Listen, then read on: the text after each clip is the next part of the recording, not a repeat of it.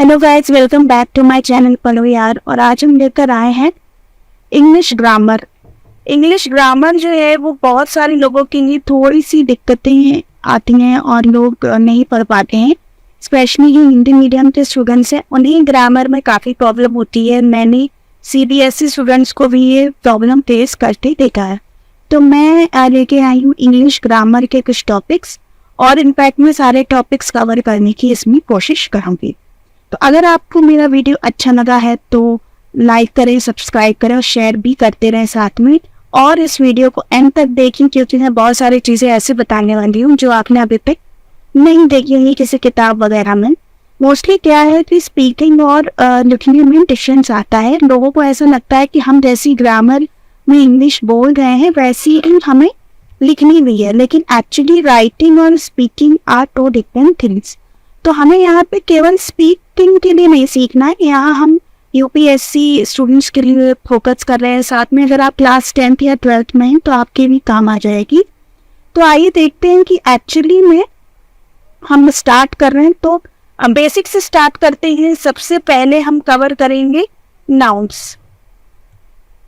तो नाउन्स के लिए मैं आपको बता दूं कि नाउन्स जो है एक्चुअली में होते क्या है। नाउन बहुत लोगों को ये ही प्रॉब्लम होती है कि है क्या नाउन्स, लोग यही नहीं समझ पाते हैं और वो बस रट्टा मान लेते हैं। और रटने के बाद जो है फिर जब वो एग्जाम में बैठते हैं तो उन्हें बड़ी दिक्कत होती है, क्योंकि नाउन्स एक्चुअली में क्या है हम यही नहीं समझ पा रहे हैं। या कोई भी चीज़ जब भी हम पढ़ते हैं तो हमें नहीं समझ में आता है कि एक्चुअली में हमें करना क्या है और हम परेशान हो जाते हैं। तो नाउन्स का मतलब क्या होता है?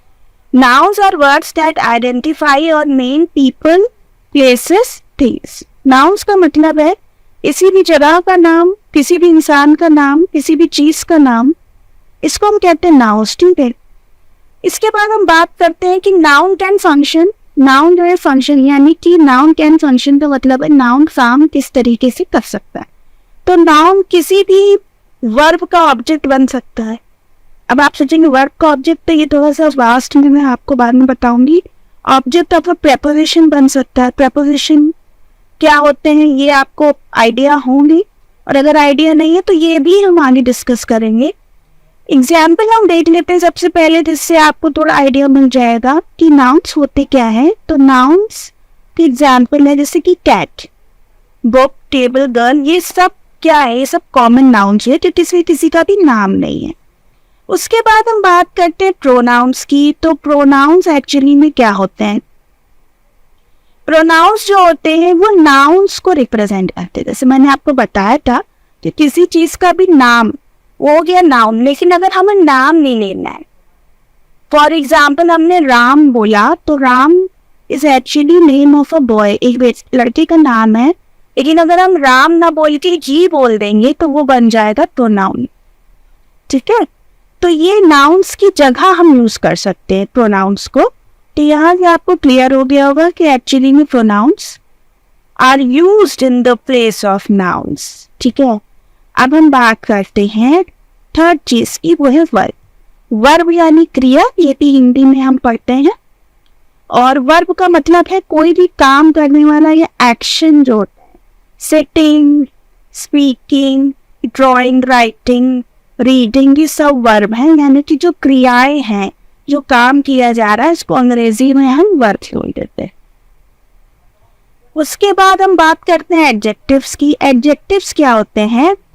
Adjectives are actually words that modify to nouns and pronouns. जैसे कि हमने ये बोला कि Ram is wearing a red shirt. Ram जो है वो लाल कलर की शर्ट पहन रहे हैं, तो रेड जो है यहाँ पे हमें एज अ एडजेक्टिव यूज करें, ठीक है। जो एडजेक्टिव का मतलब होता है कि नाउन की जगह वो उनकी जो चीजें उनसे चार चांद लगा दें, इसको एडजेक्टिव कहते हैं सिंपल भाषा में। आप ये कह सकते, या फिर आप ये बोल सकते हैं कि राम इज वेरी टॉल, यानी कि राम बहुत लंबा है, तो टॉल जो है वो एडजेक्टिव होगी। फिर हम बात करते हैं एडवर्ब्स की। एडवर्ब्स का मतलब होता है, एडवर्ब शब्द से ही आप ये समझ लो कि वर्ब का मतलब मैंने बताया था क्रिया, और ऐड का मतलब हम इसमें ऐड कर देते हैं, तो वर्ब में कुछ ऐड करने से वो एडवर्ब बन जाता है। जैसे कि you are talking very slowly, आप धीमे बोल रहे हैं। तो स्लोली यहाँ पर आपका एडवर्ब हो गया। अब मैं आपको एक छोटी सी टिप देना चाहती हूँ एडवर्ब के केस में। बहुत से लोग नहीं समझ पाते कि एक्चुअली में एडवर्ब है क्या। तो एडवर्ब जो है वो यहाँ पे मैं एक छोटी सी टिप ये दे दी, एल वाई जहाँ पे ऐड होगा ना लास्ट में, जैसे कि quickly, widely, beautifully, commonly, slowly, ये सब शब्द जो बने हैं ये सारे के सारे एडवर्ब्स हुए। ठीक है, ये सारे के सारे एडवर्ब्स हो गए। ठीक है, तो ये कॉमन टिप है। अगर आपको नहीं समझ में आ रहा है तो ये आप यहां से देख सकते हैं कि एडवर्ब ये।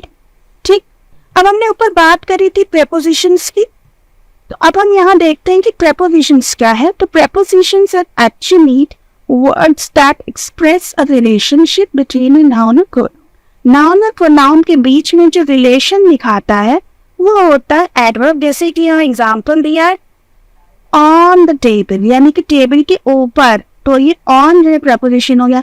इन द शेड, यानी कि शेड के नीचे, तो ये हो गया एक प्रपोजिशन। फिर हम बात करेंगे कंजंक्शन की। कंजंक्शन एक्चुअली वर्ड्स को जोड़ने का काम करते हैं। ठीक है, तो most common conjunction are and, but, or, not, for, so and yet. ठीक है, तो कंजंक्शन क्या करते हैं, दो चीजों को जोड़ते हैं। ठीक है, उसके बाद हम बात करते हैं interjections are words, phrases और sounds used to convey emotions। interjection जो है वो emotions को express करता है, जैसे कि surprise, excitement, happiness और anger। surprise यानी कि ताजुब करना, excitement यानी कि बहुत खुश होना, happiness यानी कि खुश होना और anger यानी कि गुस्सा आना। तो ये सारी चीजें क्या कर रही है, आपके इमोशन को बयान कर रही है। तो कॉमन इंटरजेक्शंस में इंग्लिश में, अंग्रेजी में जब हम बहुत एक्साइटेड होते हैं तो हम बोलते हैं हुर्रा। तो हुर्रा जो हो गया वो आपका हो गया एक इंटरजेक्शन। ठीक है, तो आई होप कि ये मेरा छोटा सा एक मैंने क्लास जस्ट थोड़ी देर के लिए ली है और आई होप कि आपको अच्छी लगी हो। आगे आप अगले वीडियो में हम देखेंगे, मैं और भी टॉपिक्स डिस्कस करने वाली हूँ, जैसे कि पार्टिकल्स, आर्टिकल्स, डिटरमिनर्स, जेरेंट्स।